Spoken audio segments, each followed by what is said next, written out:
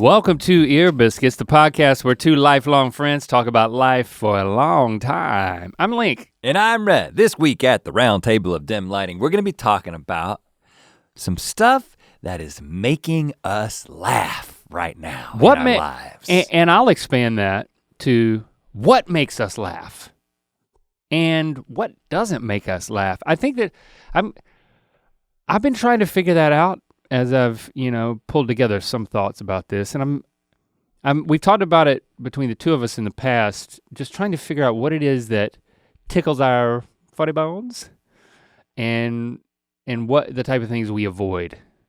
And I just wonder if there's some conclusions to draw from that. Well, and I think, I don't know, I always find it interesting. I'm putting myself in your shoes listening. I always find it interesting to listen to people who do a particular thing for a living. Like, I guess one way you could distill what we do for a living is we make people laugh. That, hopefully. That's one of the main things that we're doing is we're trying. I think we elicit other emotions and reactions along the way, but scratch their heads or whatever. That's the main outcome. But I find it interesting when people who do something for a living are then sort of talk about how they perceive those things in society and how they enjoy the thing that they provide, the service that they provide. It's almost like you got somebody who's like, yeah, Tom at Tom's Burgers, he makes a good burger, but do you know where he actually really loves to eat? Oh, yeah, what kind of what type of burger does Tom like to eat? Does Tom like to eat his burgers more than he likes to eat Judy's Burgers?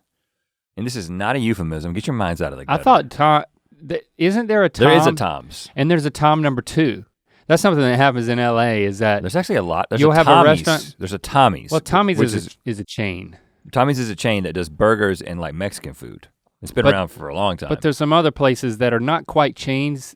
They're just big enough to have numbers. Like there's Chinese restaurants and some burger taco restaurants around LA that are like, I've seen, for a Chinese restaurant, I've seen probably up to number 4.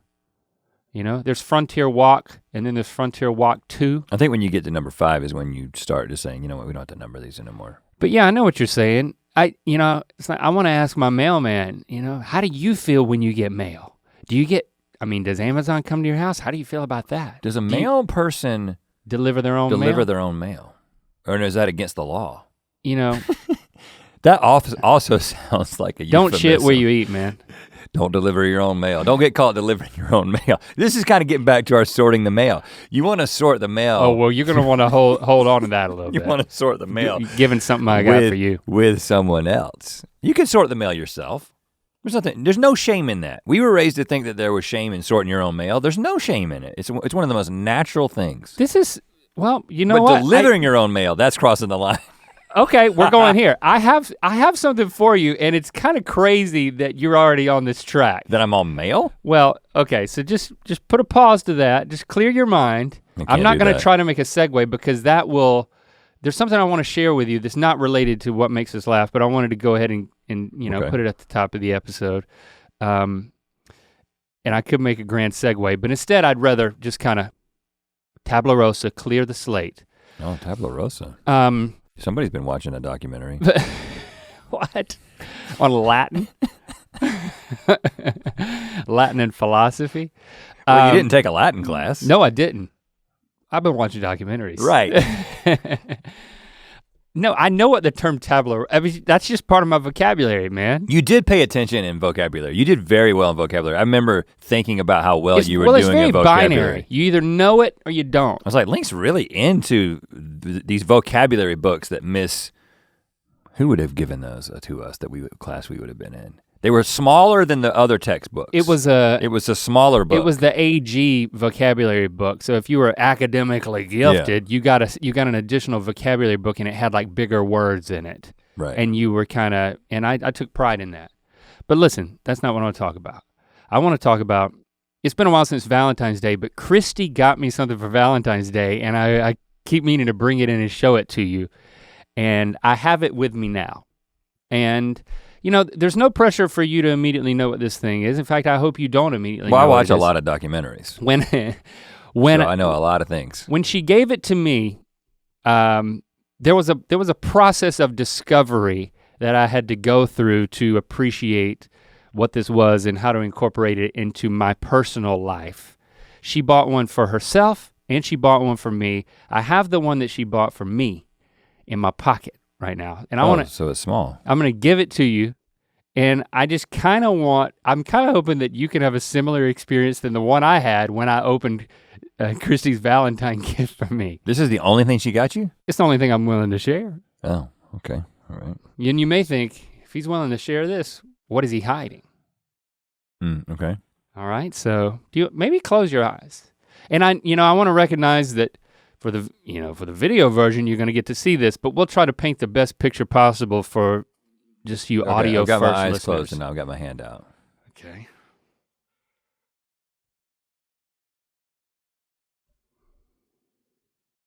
Let me balance it a little bit on your palm. What? Kind of cup it. Yeah. There you go. This is, I can't get it to stand up. Okay. There it is. That is my Valentine's gift from my wife. Maybe you should just start off by describing it for our listeners only. is the stand part of it? That's the stand. So you could just put the stand Why down is it here. oily and wet? Okay, Because so I've used it. all right, it looks like it has the shape of a micro. Like one side looks like a microphone, like it's like a circular. It's got a circular thing, head on it. But then it has sort of a handle that if I just did this, I mean, there's only one thing that I know. What's it made out of? It's made out of silicone, like rubber. Or silicone, depending on who you are, and how you talk about it. Push the button. Well, I'm sure it's gonna vibrate. Yeah. Hold that up to the mic. Let's get some. It's a vibrator. But that does, it vibrates. But that does. I'm just saying that in a technical term. push it again. More intense. And then it's got this is a typical vibrator, and then it's got different speeds, and then pulsing. There's a pulsating. Then there's a fast pulsate. Yes.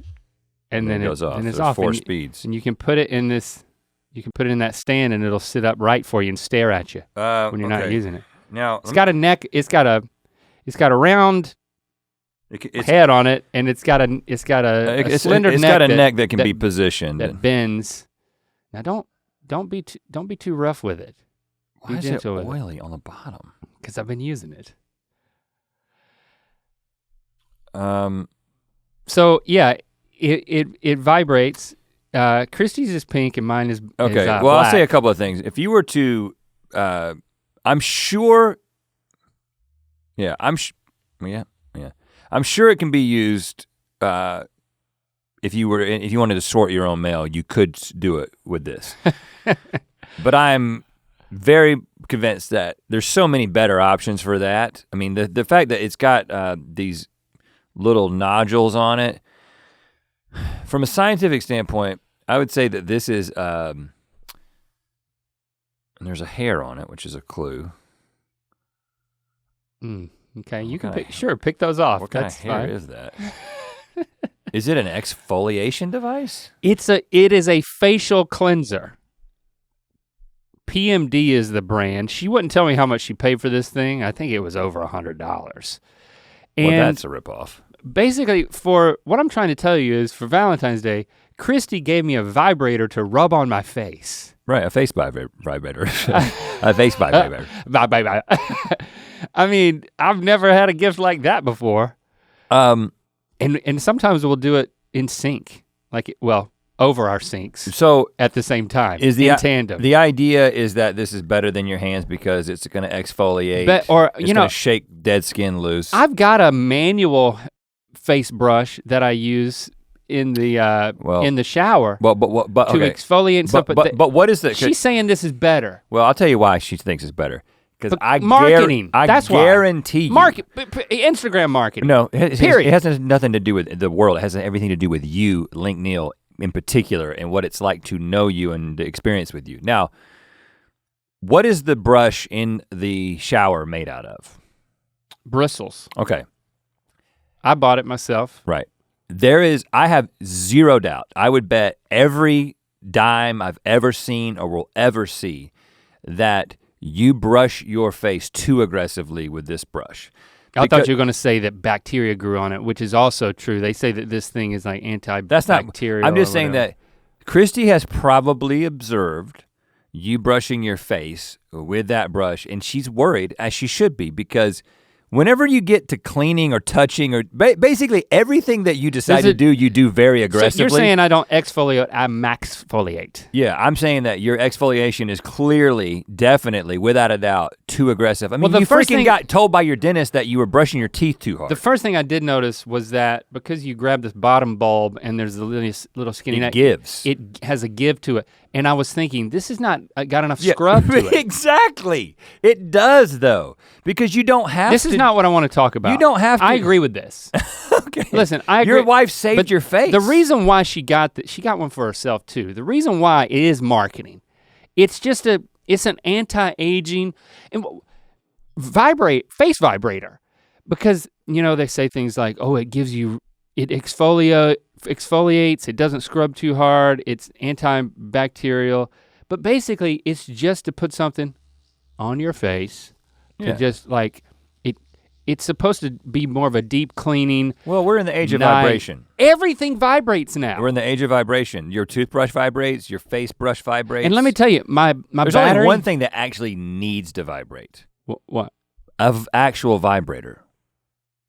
Because if that doesn't vibrate, I don't know. That can be a problem. When I got this, and for the first couple of weeks, I was totally prepared to just come in here and make fun of it, which I've done to this point, but now I'm gonna add a little something, which is, I might start liking it.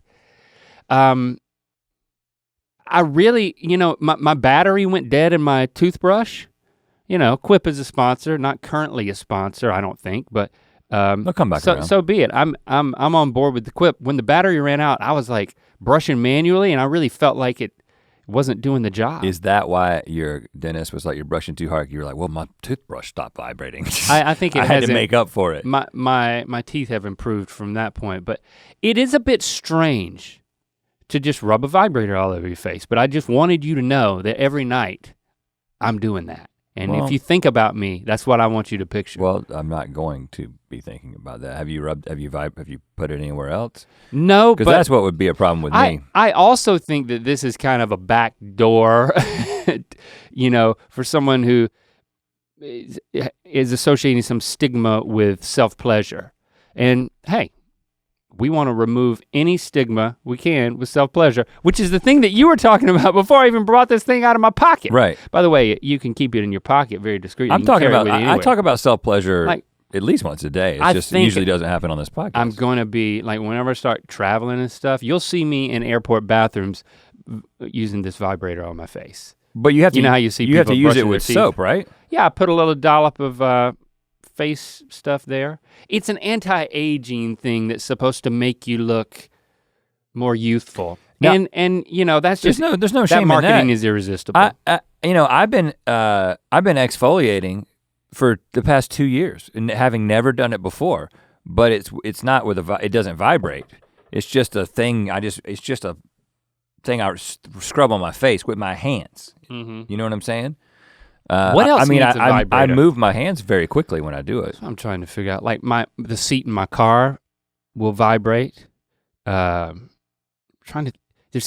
got to be something that doesn't currently vibrate that we can vibratize and just revolutionize a market. How about just a vibrating shirt? Just a shirt. It's kind of like the shirts that make your dogs feel comforted, the tight secure. Shirts. Yes. How about it's a vibrating shirt?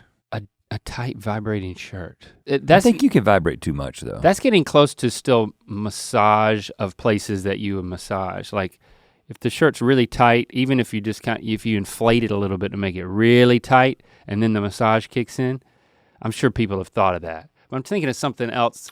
I think a vibrating comb. Like a vibrating bed is something that's been in motels for you know, decades.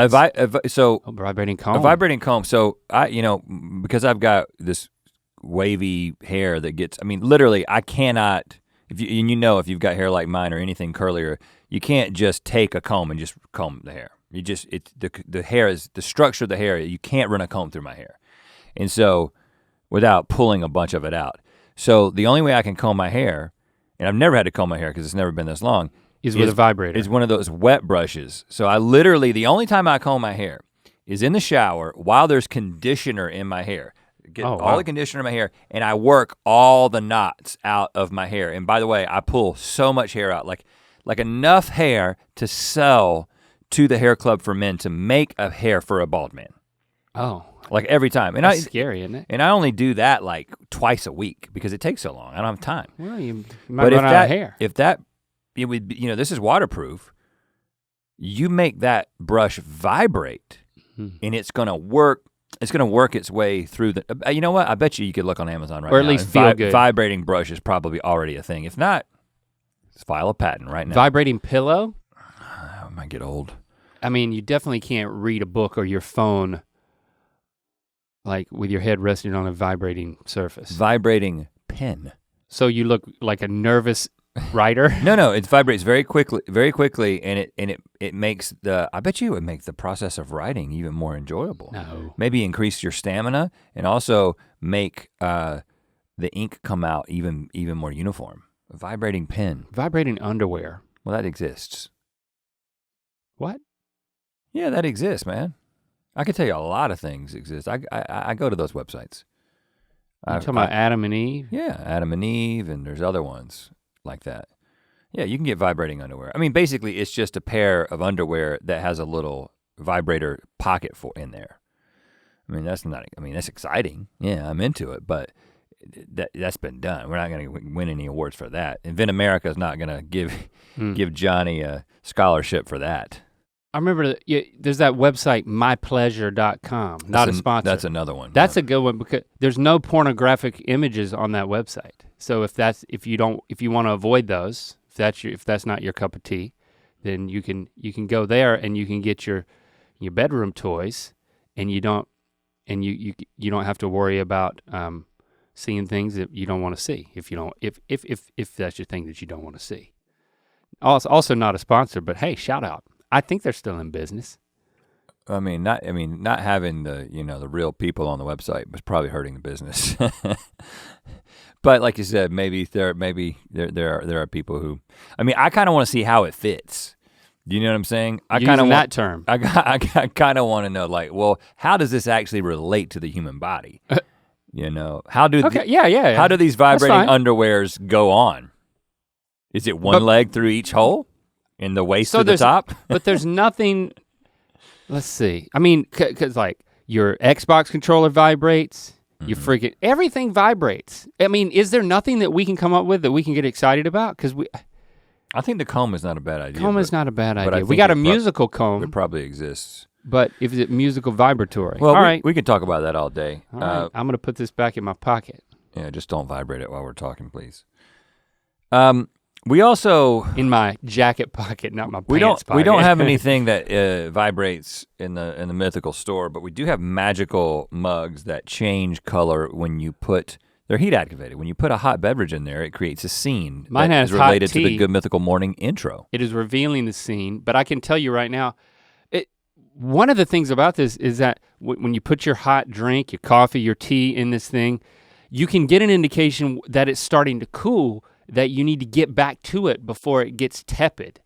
I'd rather drink all my coffee in some big gulps while it's still warm than discover that I've got a third of my coffee and it's tepid. And this gives you a visual representation of that. So it's not just that it is the coolest, most magical mug you've ever seen, but it is also functional and it vibrates. And here's one of the things. A lot of people have asked, how is it that on Good Mythical Morning, whoever has the heat activated mug, it just stays hot all the time? Well, little inside information. That's a secret. The one I have is always activated to give the appearance that it always has something hot in it. The one that Link is currently using is an authentic one, which is why you see that the top of his flame is already fading. Look at the top of my flame. It will never fade. So yeah, it is trickery.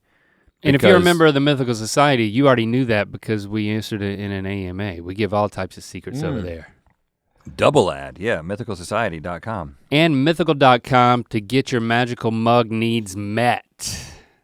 Rep your boys. Okay. What makes us laugh? So my contribution to this episode is gonna be more philosophical than, like, I think the list that you have, I'll have some camaraderie of that because you actually made a list of things that are currently making you laugh, right? Yeah. Okay. I made some things that more historically have made me laugh, have made us laugh that like, yeah, I'd like to analyze. I'm not, yeah, my stuff is not, nothing really, maybe except one is current, but how do you want to get into it? At them. I don't know, I could just start with one. Sure. So I kind of was thinking about things that reliably make me laugh. Like, I'll be honest, I don't often make the decision to be like, I specifically want to laugh right now. Like that is not a. I really need a laugh. I'm gonna go here. Yeah, that is not a common thing. I don't think like that either. And we've talked about this before on the show that we typically, when we think about if we're gonna commit to a television show, very rarely will it be a comedy. Now there are some comedies I absolutely love, but my favorite shows are dramas, right? That's where, those are the things I kind of get lost in, and even from in movies, I typically like a drama more than I like a comedy. I don't just make the choice to be like, hey, let's watch this because the primary intention is for us to laugh. And I don't know, I've heard that from a lot of people who are comedians, that they don't find their entertainment in comedy as much as they find it in other things because they're spending all day doing things to make people laugh or thinking about things to make people laugh. So I don't know, maybe that has something to do with it. Maybe there's an element of work mode. I think there's also an element of like really escaping into a story that you can really invest in and put some time into. And that level of escape is akin to getting a laugh from something. And right. But I do think I would like to be a little more intentional in not shying away from seeking out laughter because it does the body good. Yeah. So if you were to go, where would you go first? Well, just the other day, we were here in the office shooting some stuff, and then we had a lunch break. And sometimes we'll eat lunch and not have a meeting over lunch. And this was one of those occasions, so we could eat lunch and just put something on the TV. And I brought up I think the name of the video is Vic Berger Presents the Very Best of Jim Bakker. Now, you remember if you watched Good Mythical Morning a couple years ago, Jim Bakker is the televangelist who was really popular in the 80s, he and Tammy Faye. And they also, they were guilty of fraud, and he took a bunch of money, but he had this sort of redemption. He went to prison, then he came back, and he is again a televangelist. And I think he's like set up in Branson, Missouri. He invites these audiences into his program. He's got a new wife who's kind of Tammy Faye-like, wears not as much makeup, but she kind of serves the same role that Tammy Faye served for him back in the day. And the thing that he has gotten obsessed with, as many televangelists do, is the end times. And so he's not just talking about the end times and the apocalypse that's always impending. He's also selling things that you can prepare for the end times with, including and survive. Jim Bakker buckets, which we taste tested on Good Mythical Morning. You should watch that episode if you haven't.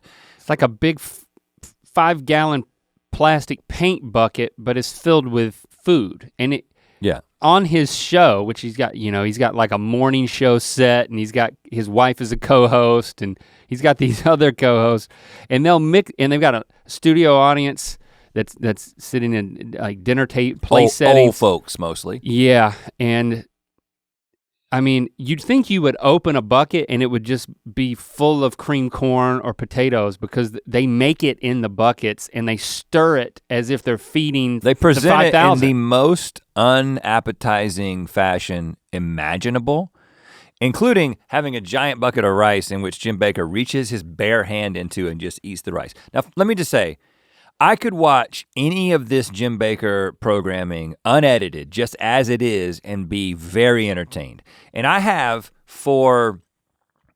wanna be clear about this because you guys know our story. You know that we were raised in conservative Christianity, evangelical Christianity, and we're no longer a part of that tradition. Yeah. I don't consider myself a Christian at this point. Feels like maybe we're coming after a But let me just preacher. be very clear. When I was a committed evangelical Christian on staff as a missionary with a Christian organization, I would still watch guys like Kenneth Copeland, Jim Bakker, TBN. for entertainment Network. purposes. This Yeah, is for a now. little bit of a deep For- cut, and it might be for those of you who don't come from a Christian background, you might be like, what? I don't understand. So when we were Christians, we considered ourselves, and I think rightly so, a totally separate thing from those televangelists, right? And most Christians that I know, that I'm friends with, that I was friends with, that I remain friends with to this day, my family, everybody, they think that those dudes are a bunch of whack jobs. Kooky. So that they just to their credit, they recognize that these guys are swindlers, these guys are about getting rich, these guys are about taking advantage of the vulnerable, these guys are about making these empty promises, at least from the tradition that we come from. So, but I always got such a kick out of it because you can't deny the entertainment value that these televangelists bring. Yeah, so there's no agenda here to like tear some sort of preacher apart. This is something that I was thinking about exactly the same way that I think about now, Yeah. my entire life, just to be clear. But he has taken advantage of people and by tapping into fear and selling buckets of camp food for thousands of dollars. yeah, Trying to sell enough of it that he's demonstrating how you can turn the buckets into furniture in your home. you just put a tabletop over them and then a curtain. But Vic Berger, to give the, VICBERGER. to give the other side of this, we've never met Vic before. I don't even know if that's his real name, but We love him. he's been associated with people like Tim and Eric, and he was associated with Super Deluxe, doing some stuff for them for a while.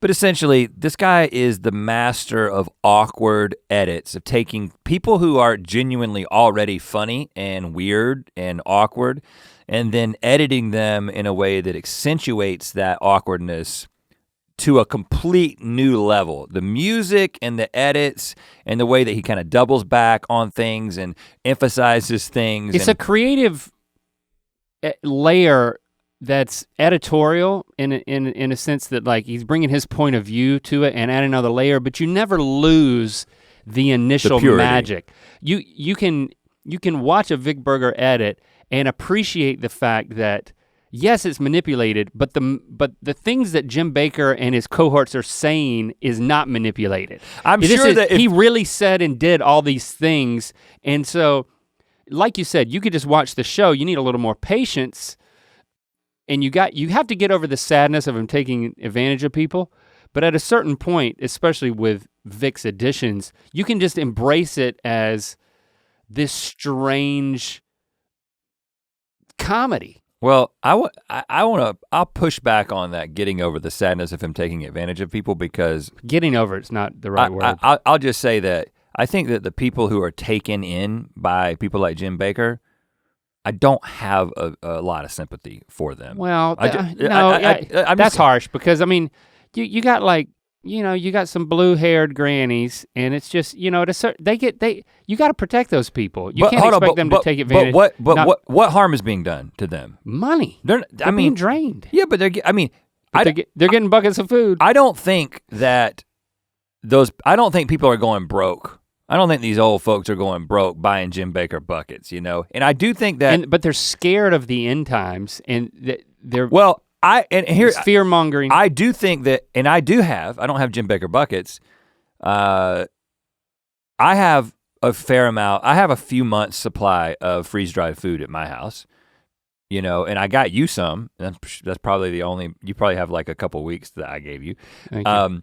But it isn't like selling a blessed. And I don't know, Jim Bakker may do this, but like some people will like sell a blessed, towel that's got holy water on it, and he's not like healing people. He's not like giving people false healing hope and stuff like that. Maybe he did that back in the day. All I'm saying is I don't feel that bad about that part of it, because the worst thing that's happening is some old folks are getting more freeze-dried food than they actually will use. They're going to die, and this stuff is gonna be on their shelves and get handed down to the next generation. So listen, but the one thing we can agree on is that even though I feel bad about it more so than you, I feel sorry for these people.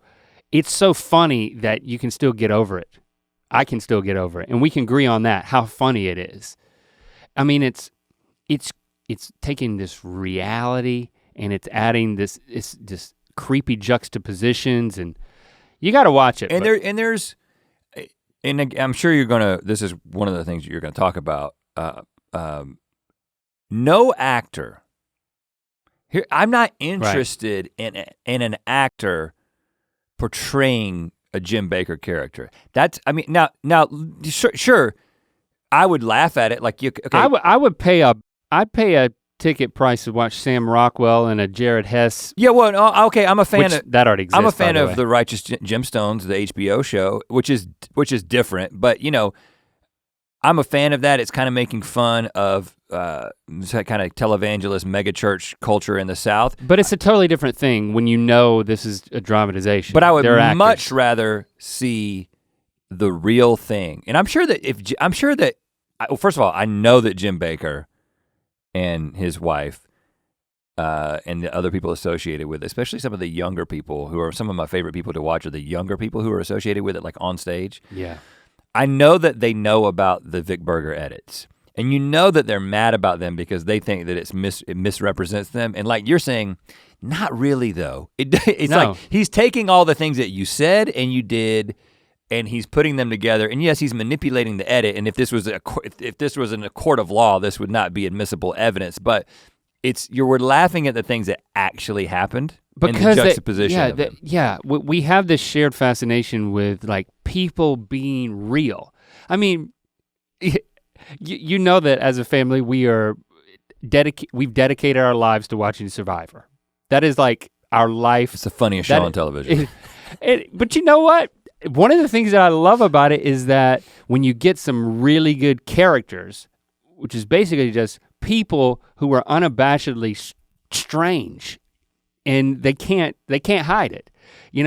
Out there on the island, your soul is bared. Your personality is like all of your defense mechanisms. Everything you do, I love the psychological analysis of that. And some people are really funny, and they do a good job, an Emmy-winning job of editing these characters, and especially because they're put in situations that aren't romantic. That's actually, there's so much of that out there. That's why I love Survivor, is that you're seeing real people, sometimes really strange people, being pushed to their limits, and it's not about making out with somebody. Now that I know that's also entertaining for you, and you really get into it. But I'm not into 90 Day Fiance because of the making out. Trust me, I'm or The Bachelor. It's for the comedy. It's for the putting normal people in a situation, in an abnormal situation. Really, it's the same. For me, it's the same principle. I also enjoy Survivor. We don't watch it religiously, but yeah, it's not a comedy, but yeah, I enjoy the trashy reality shows more because the people are more extreme. Like, that's the thing. Jim Bakker, like I have complicated feelings towards Jim Bakker because he creeps me out in a certain way, but at the same time, something about the way his eyes move and the mouth, the position that he has and the way that he expresses things is incredibly endearing. These are things that just happen on his face. Yeah. He hasn't, you can tell that he hasn't watched himself back and become a persona. Like a lot of, I think, televangelists, I think they do that. There's a performance of course he's a performer too. He's a host. He's been on television. But he's not for polished decades. or slick. But he's not. Yeah, but so much of it is still instinctive. Like, why is his face doing that right now? Right. And if he was your granddad, you would find it's a granddad energy. You would find all those weird things, like his fashion sense, like the fact that he's got that hat with the cross on it, and then he's got these vests that he'll wear that look like he's going fly fishing, but he's not. He's just hosting a show. Yeah. These little choices that he's making. A lot of empty pockets. I find it intoxicating. You know what I'm saying? It's great. And the process of someone trying to be funny. And again, this goes back to why when we made the local commercials, we were so into it, because you take somebody like Gorgon, from the Shift It commercial, and the entertainment quality for us was based in getting Gorgon to make a commercial. You know what I'm saying? It was also very, what do you mean?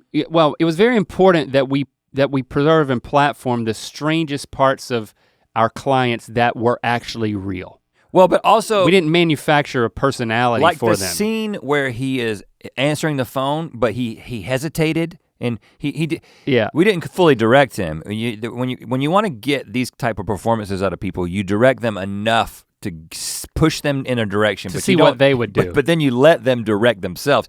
So it was like I can't remember. I think he picks up the phone and says something. And he's on the phone and he sees the woman drive up. Oh yeah, but he didn't know if he should keep the phone up or put it down. And there's a hesitation. Yeah. And it's like, we see that kind of thing and we're like, that's the gold. That's what we want. I don't know, and I can't really I can't articulate what it is, but for me, there's this relatable honesty in that moment of he's like, I don't know what to do with the phone. And we're like, well, that's why this is going in the commercial. And it kind of worked from a story standpoint too, that like, I know he sees this beautiful woman who, just responded to a Craigslist ad to show up and be in his commercial. But like, he's bumfuzzled on a couple of, that's what it seems like from a character standpoint he's doing. But at the same time that as he's not an actor and he's doing this, I mean, I know you want to talk about Family Feud, right? There's a connection to that. Yeah, so another thing that I'll do is watch compilations of Family Feud. Yeah, we've done this stuff. for years. But more recently, I've been watching just whole episodes of the Family Feud. Now, is it as good as the compilations? It's not as concentrated by any means, but you actually get into the gameplay. And my family and I will sit down. You guys are watching Survivor. The McLaughlins are watching Family Feud, and being like committed to the gameplay. Like really, everyone's trying to answer. Everybody's like saying the answer. And we're getting into it, and then I find myself doing the same thing. So one of the classic things in Family Feud is after the round has been completed and there's still some unrevealed answers on the board, they'll be like, they reveal them, and then the crowd just reads impulsively repeats it. Yeah. It's like, we asked 100 people, what's the first thing you put on in the morning? Underwear. Like everybody says that, and I find myself watching it and saying underwear. You speak out loud? Yes, I am. Wow. I am a committed audience member, and then I'm like, what is Steve gonna do? Steve's gonna. He's okay. Oh, he's all over this one. They're gonna say this. He's gonna make fun of this guy. Oh, he's gonna pull back a little bit because this girl's not responding that well to this. And also the producers making the decision. The whole system of Family Feud is now designed to create YouTube clips. So it's gotten way more suggestive. Because it used to be accidentally suggestive, and then they were just like, let's just go all the way and let's just ask questions. Sometimes they go a little too far. Get embarrassing answers. It seems too forced. But again, it's also, I'm fascinated by these people playing this game have never been on television. And I'm thinking about what is going through this, like this dad brings his family and he's thinking 17 things. He's thinking, I'm on television. I don't want to be an idiot. I might end up being on YouTube. I want to win the money. I want to beat that other family. I got to think about the actual way that people would have answered this. Yeah, it's and tough. I'm fascinated by the honest human psychology of somebody being on a game show. Yeah, it's a brilliant setup because once you have all of that going through your mind and then Steve Harvey's in your face asking you a question, that surreal experience. You're like, I'm there now. Then you can't manufacture responses. You end up just saying the first thing that comes to your mind. You know, you're playing the game, but like you're playing it in this kind of weakened, laid bare state where it's like there's the self-preservation, that quotient has gone to nil by this point. Yeah. And it's a perfect recipe for people to embarrass themselves with honesty. Yeah. Honesty. I think that's great. That's what we go back to. And you've got somebody, Steve Harvey, the reason that he's such a good host is because he's incredibly honest. So like you can't say something that's a dumb answer and not have him point it out and not have him drag you. Yeah. And some people might be like, well, that's kind of unfair. It's like, you know what you're getting into, chill out a little bit. You know what you're getting into when you go on that show.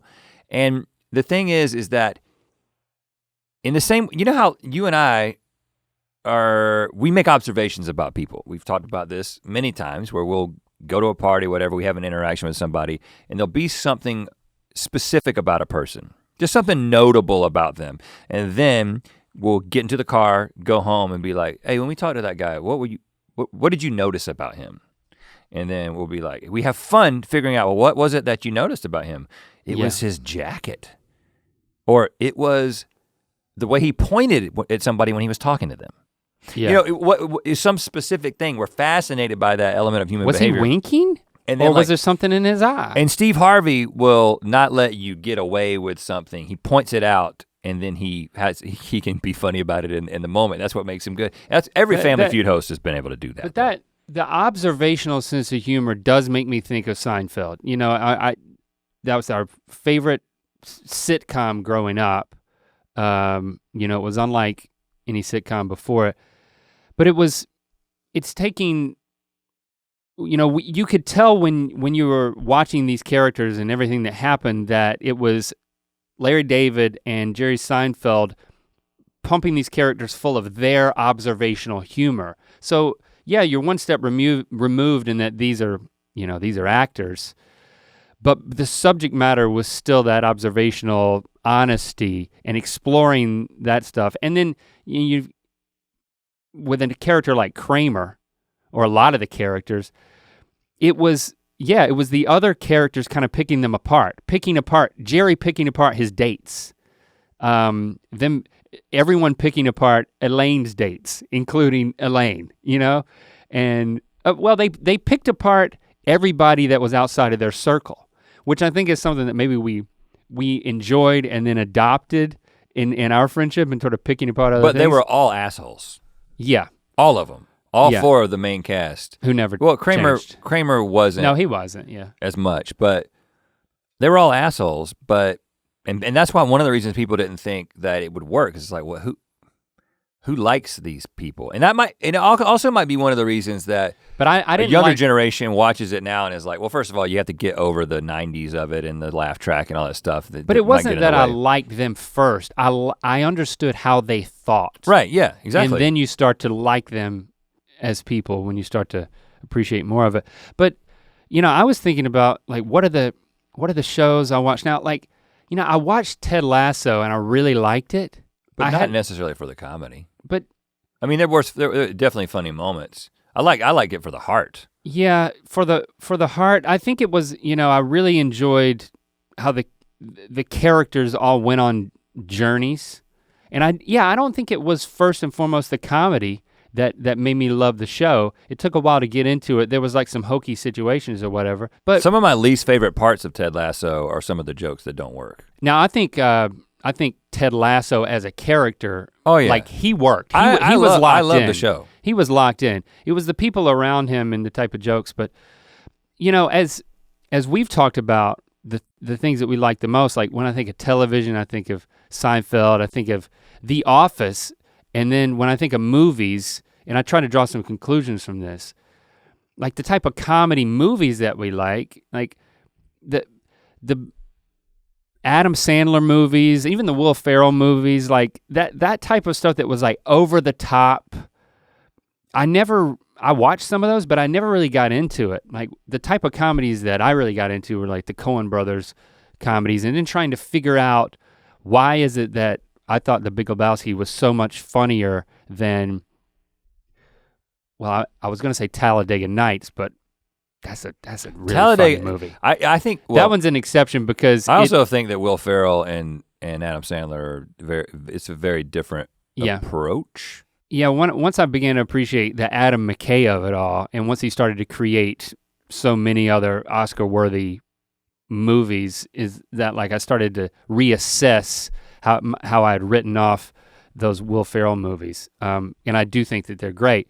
But I think that the thing that I was drawn to, and I think both of us, and that we've talked about is, well, we definitely don't like the joke-oriented sitcoms. We like more of the situational-oriented sitcoms, and have that different single cam tone versus the multicam Big Bang Theory. Like every word out of their mouth is a joke, and everything is just a setup for them to tell more jokes. Yeah.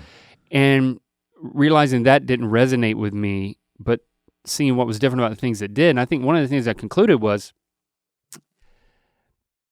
I mean, having characters that are built funny, that I could, I think that there's something to that in what we've already talked about our fascination with the comedy and real people, like a really well-built comedic character. Take any character from The Big Lebowski, I think it applies. And then you put those type of characters in situations that are funny, and then let them say what they would say in those and do and respond in those situations, and it will be funny. And it will be funny.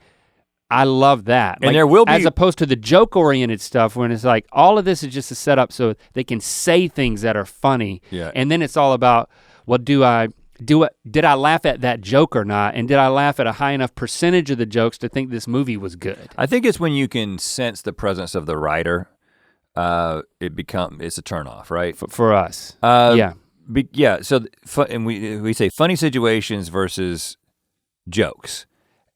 When we first talked about that, we thought it was like a revelation. It seems but I think the way that you broke it down is exactly right. It's funny people being put in funny situations, and they will say memorable, funny things, but it's not jokes. And it might happen. Okay, so you take one of my favorite shows, Barry, right? Mm-hmm, mm-hmm. Barry on HBO.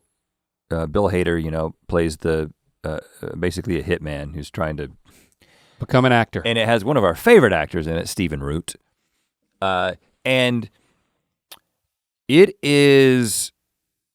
kind of toes the line, right? There are some ridiculous characters that say things that no one would ever actually say, no matter who they were. You put them in this situation, okay, that was a writer's idea of what would be a funny thing to say. That was a joke, that was a setup, that was a punchline. It happens, and you know what? When they go a little bit too far, I don't like it, but I love the show because they don't do it very often. The way we put it was choices. Yeah, funny choices versus jokes. Yes, it's like, so it's kind of like behind the scenes with the brilliance of Barry is that you build these characters, you put them in this like high stakes situation, but you tweak everything for the comedy. Everything that it could be, this could be Kiefer Sutherland in 24. You could have the same characters in the same story, but the way that all the situations are turned towards comedy to kind of skewer the acting world and acting classes, and just the situations, the irony of somebody who is a killer trying to become an actor. Yeah. We just can sense those the choices set up the comedy, not the, and then you trust the payoff versus writing the joke as the punchline is a payoff. And in the stuff that we're currently working on, which we continue to develop and write things that we really hope you'll see at some point. But that's really what we're focusing on. Now, it's so important, the beginning is so important to us for those reasons, because then you trust that if you set it up right, that the comedy will take care of itself. And this is not, let me just be clear, this is not what we did on Buddy System. Season 1, which we always sort of dog a little bit and say isn't any good, it's not great. It had some jokes in it that didn't land. We kind of did the funny situation thing. Second season we like better because it was better executed. It was a better story. We were playing characters. We weren't just playing ourselves. But it was absurdist, and also it did have many things that were said and done were things that no one would ever say and do. And I think that it worked, and I do like absurdist comedy, and I even like sitcoms at times. But none of the stuff that we're currently working on plays in that world. Right now, everything that we're working on is like, these characters are funny. This situation that we're putting them in is going to draw out the funny, because as they navigate this world or this serious situation or this perilous situation, they're gonna end up saying and doing funny things because that's the way the characters are built. But we're gonna try to authentically represent what we think this character would actually do in this situation. And that's kind of a big shift for us creatively, right? Because again, when you think about what we do and sort of like the sketches that we put out on Instagram or TikTok or that kind of thing, it's like it's a completely different medium. The conceit is we're in a comical, ridiculous, non-believable world. So it's a totally different thing. The stuff that we're working on narratively, like longer form stuff, is in that sort of more authentic place. But let's go to the social media of it all, because I mean, of course, my kids only go to TikTok, and so much of that is comedy, and they're just sitting there laughing and like sharing stuff with each other. And I think that the reason that, and I'll show, and I know you know the guy that I'm gonna talk about, and because you think he's funny as well. I think the thing makes a funny TikTok for me, and again, this is obviously completely scripted, because in the example that we're gonna talk about, and in the many examples, it's like one person playing every single role. So it's obviously fake and obviously written. It's a narrative thing. It's the very specific choices that make it feel like fresh comedy. It makes it feel like somebody is kind of pushing into a new sort of boundary and a new way of thinking about comedy, or there's just something about this person that is just intrinsically funny. So I'm gonna talk about PETYUSA. So PETEY USA. Long-haired, bearded guy. He's only got 585,000 followers at the time of this recording. And I don't know anything about this guy. All I know is his TikToks, and I find his TikToks very funny. So I'm just gonna, did you see the one about cornhole?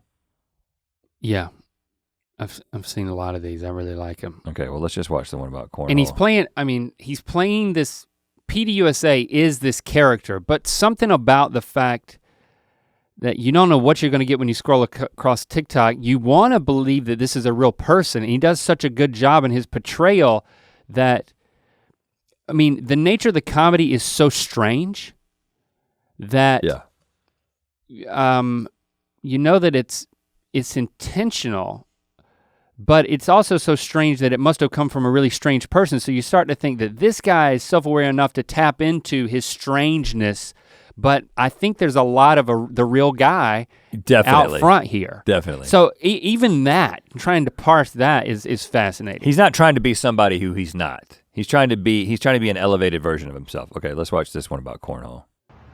Okay. So playing cornhole. Oh, a hand comes out of the cornhole, takes his corn bag. It's kind of creepy. Oh, it's him in the cornhole. Get in there. I'm cut in half, man. Oh my God. Cut in half. How are you not even bleeding? Oh, I'm bleeding pretty good, actually. Yeah, fuck, he's dude, got you need to go to the hospital. blood all no, over the it's place. okay. I'm I love not the fact totally that cut in half. I'm when he cut in says half. expletives, he beeps it out, but you can still hear hear it. it. He's making all these choices. Hey, what's going on up there? Now he comes out of the house. A Got third half version guy of up here in himself. the cornhole. Is he bleeding? Yeah, he's bleeding pretty good. What's he doing in the cornhole? He just wanted to do a It's little just goof such before a he passed on. strangely normal A little conversation. goof. He, pretty good, actually. Does he want a soda or anything? I got some in the fridge. I'll ask him. Hey, man, do you want to... Oh no, he's dead. Jeez. What's up? I think he just passed away. Passed away. Yeah, he's passed on, unfortunately. Passed on. Cut in half guys tend to do that. Yeah, half a guy doesn't tend to last too long, does he? That's the end. That's the end? That's it. Yeah, half a guy doesn't tend to last too long, does he? I mean, who comes up with this stuff? Petey does. How man. does Petey come up with this stuff? It's brilliant. I mean, I can see this. If I met this guy and he was totally normal, I would believe it. I mean, the performance could be that masterful. He could be somewhere in the middle, and there could be a lot of strangeness in his real persona. But I can definitely see him showing up in movies. It has to already be happening. Sure, he has to be yeah, on sure. set. He's going to auditions. playing this character. Let's watch another one. I don't even know which one this is. It just has 3 million views, so it must be good. Play. Okay. So he's watching. It's guys swimming. He's watching guys like swim in an Olympic pool with himself. Hey, what's up, guys? Hey, what's up? Then he comes in. Guys swimming? You got it, man. Epic. Hold their breath. They hold their breath underwater, and then they do one of these. He's acting like a swimmer. Hey, man. None of these guys have ever seen Guys swimmers. swimming, yeah. Epic. Yeah. Holding their breath? Yeah, they're fascinated by it. One of these guys. No way. No way. 5 of them. It's guys swimming. Like fish? Well, yeah, but they're guys. Incredible. Guys swimming like fish. Guys swimming like fish. Breathing underwater. Now they're Holding slapping their breath, 5 but with they each do one other. of these. I mean, the editing is so great because it's just one guy. Swimming guys? And the music. Indeed. Music is strange. Guys. Swimming guys. Exactly, man. Still giving 5s. It's like, what? And that's mean, it. It's just, So I just footage of swimmers, It's just they're watching into- guys swimming. they meaning him playing 5 different characters. Everybody which are who the comes same in- they're all the same guy They're just dressed in differently. different clothes. It's so great. And he puts this music, this like, this weird ethereal music Yeah. in underneath everything that is also a very specific and wonderful choice. It's just so fresh. I think that's the thing that I love about it is that I can't compare it to any other comedic sensibility. It's out of left field and it surprises you and it makes you feel a little envious. Like I know that I could never be that guy. Well, but I'd like to have that ability. Well, I think that we have a tendency. Again, I think that PD this is calculated, of course. He knows why it's funny. He's self-aware enough to know why he's funny. But you can tell, just like you said earlier, if you met this dude, the way that he would interact with you is like one of these characters. I don't know anymore. No, I'm not saying is like, I mean, that's his haircut. He has chosen to have that long hair in that way, right? That's a choice. He could be in an Allman Brothers cover band. Right, but and I think that there is this like, yeah, okay, well, we would have to play some kind of character in order to achieve this, and at that point, this is one of the things that's happening with comedy in general, right? So there is this, in a good way, this new appreciation for authenticity. Again, he is playing a character, he's coming up with these situations that, I'm not saying that he would just bond with some dude over a guy swimming in that way. It's clearly a joke, it's clearly elevated, and it's clearly scripted. But that thing you're talking about is this authenticity of, it's the same reason that people are so into commentary videos right now. It's because I'm watching someone honestly process something. And if they're really funny and they make really funny observations about it, they're kind of interacting with it in the way that I want to interact with this stuff. The best commentators are the ones that you never get a sense they're trying too hard. That's absolutely something that we have, that we've had a problem with all along, is just trying too hard, pushing too hard. And I think once we're still relaxing into Good Mythical Morning, and I'm encouraged that I think people are picking up on it, that it's, we're pushing things less and less and just saying, you know what, we're just going with it. And if we do something where we are pushing the comedy of something, I think that you can tell, or they can tell, that it's more from a place of like we're just motivated to want to do it. We're not trying to achieve something or get something out of somebody. We think it's funny, and so we're just screwing around with each other. I think that level of authenticity is something, after all these years, we're still working at and still homing. That would be honing. That is the one. Oh shit. You actually, if you're still working on it, you're still honing it. Still working on the use of that term. You can just use honing in all situations, though. Well, that's what you concluded before, and then you just went back on yourself. It's your fault. You get in my head, man. Still homing. the other show that I like, the HBO show How To with John, what's his last name? Yeah. I'd like to look it up. Can't remember his freaking I put it last on name. my list of, we're having a creative little meeting later today. Yeah, it's on my list. It's on my list, yeah. Of favorite shows. Look up his freaking last name, because as much as I love the show, I hate the fact that I can't remember right now. I've got it on my list. Yeah, it's so, he films John Wilson. How To with John Wilson. He's got reams of footage from his life living around New York City, and then he turns it into he pieces it together as these narratives. Yeah, kinda. Like there's stories that you're following. There's ideas that he's exploring, and there's lots of left turns. So it's not a beginning, middle, and end. It's a beginning, left turn. Look at where we ended up. You loved every second of it. But we have a difference of opinion, I think, on just how authentic he is. How much is he the guy that he is presenting himself, and how much is calculated? I think it's more calculated than you. Last time we talked about it, at least. I'm on the opposite side of PDUSA. But this is good, because this is exactly what. First of all, I don't care how calculated it is, because the final product is believable. Right. And that is how I think that all this move towards authenticity that's taking place in the creator-driven entertainment system, that is TikTok, YouTube, whatever, it's not going to do away with larger budget, produced scripted content. It just influences it. And the way that it influences it is the stuff that we're talking about, which is really good. It's why comedians have to be better actors than they had to be 20 years ago, I think, in order to make the kind of comedy that I want to see. Mm-hmm. And that is because you need to be able to get me to buy into the authenticity, the reality of the character that you're portraying. And then I can feel free to laugh. But the moment that I feel like I sense the actor and I sense the writing, which is something that no one cared about when Chevy Chase was doing it in the 80s. And again, you can still go back and enjoy all those things, legitimately enjoy Chevy Chase in the 80s. I'm not saying it's not funny, but the reason that you can't just do that now is because people are viewing all that old stuff through the lens of nostalgia, and you're appreciating it and you're giving it the benefit of the doubt because of what it was. But nowadays, I do think the stuff that, I think that it isn't some grand calculation that we've made. I think that we're responding to the environment of the comedy that we're into and is around us, and we're like, this has got to be, it has to feel authentic. That doesn't mean that somebody's not going to be a character actor. That doesn't mean that somebody's not going to play a completely different person. It doesn't mean that somebody's going to be, you take Christopher Guest. I mean, one of the reasons that stuff holds up for me, we watched Best in Show. All the mockumentaries. We watched Best in Show a couple weeks ago, me and Jesse and Shepard absolutely loved it. You know, you take the character that Christopher Guest plays in that movie, which is obviously the hound dog guy. The hound is not him. It's this dude from some place in North Carolina, but I can't remember. I think it's a made up name. Pine Nut, North Carolina. Yeah.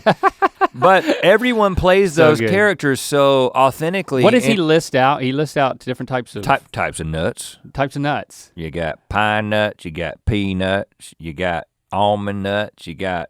And he loves those dogs. Yeah.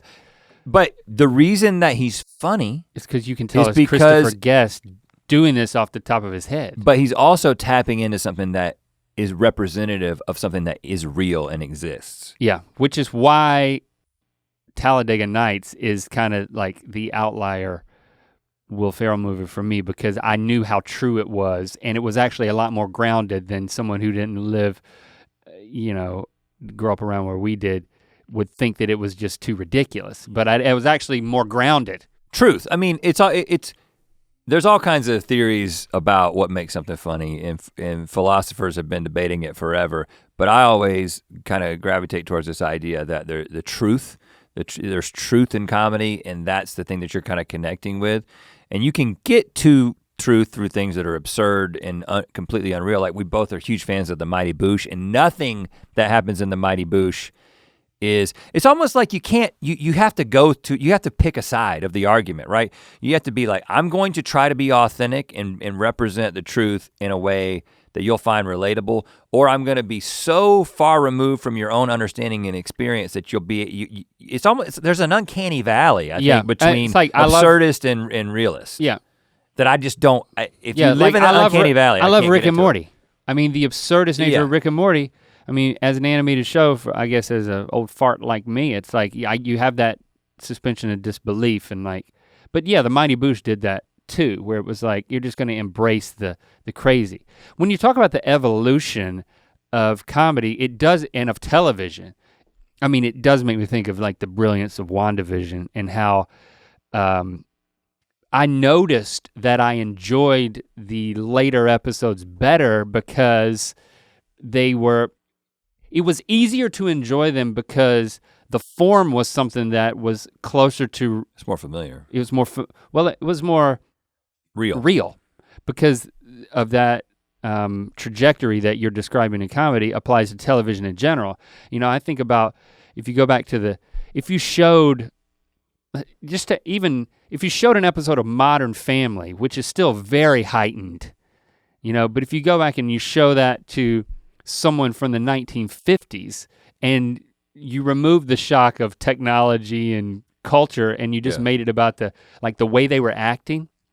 By the way, I think that's WandaVision is such a ballsy move, what they did. And like I told you, I think that going back and watching it just to appreciate the acting and how they acted within the different eras was pretty brilliant. And especially, but I don't know how. Who's the supporting actor in that? The who plays her friend Agatha.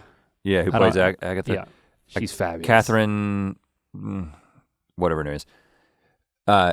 She does that perfectly. She embodies those stereotypes. I mean, Elizabeth Olsen is great in it, but Catherine, what's her name, is perfect in the way that she's able to embody those different tropes. But yeah, I think we're getting, I mean, if you continue the trajectory, and there's so many comedies now that they're dramedies, and it's just, that resonates so much with us, where you can put funny people in